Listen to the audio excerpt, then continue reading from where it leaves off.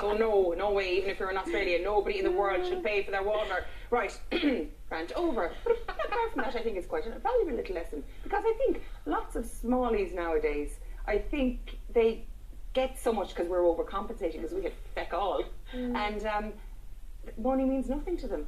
It felt that way, you know. No. I mean, I don't know if you watched Joanne McNally's. I did actually. Yeah, it prompted great discussions. Yeah, it did. People I know actually. It really did, you know. So it's just a very interesting topic. But I don't think people should be made feel guilty for A, not wanting children, B, thinking, God, I'm not going to be able to do it, and C, just wondering, well, does he want it? Will he be as good? You don't know.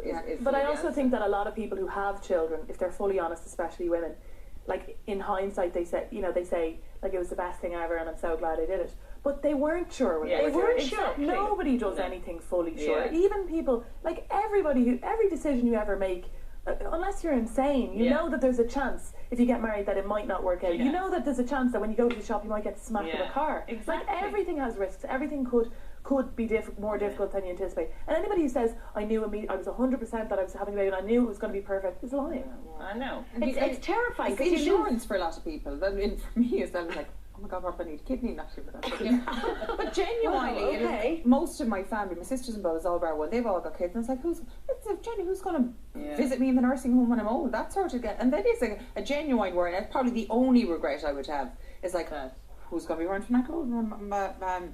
Himself was saying, you know, maybe they'd emigrate and you wouldn't see them anyway. Yes. And all those nieces and nephews that you're so close to, they're family. You know, there's, you know, I know it's not, you know, your own they'll be smoking vodka. Yeah, but they will. You know, you've got such an extended family. I think for anybody who doesn't have kids, that is the one thing that would stick out in your mind. Yeah, God. a fear of isolation. But I mean, there you go. So you immediately flip that, like Keith's saying, and you go, well, sure, they could go when they're 18 and I might never see them. They might go to Outer Mongolia and they might never come back. You don't own that person. My mother's really delighted in fact. She's in love with you. Get rid of him. But you know, you don't own that person. That person doesn't really owe you anything. And hence in comes all the, you know, the history of family arguments, is that, you know, you do owe your parents something. I don't think you do. No, I don't think so. They didn't ask to be born. You know, you do as good a job as you can do, and then you're supposed to sort of, you know, set them free type of thing. So I suppose it is a very selfish thing to have a child as an insurance policy. Yeah, well, it is a bit. But the point about the matter is, you're the special person for so many of your nieces and nephews. I don't feel sorry for you. I'm delighted with life, and I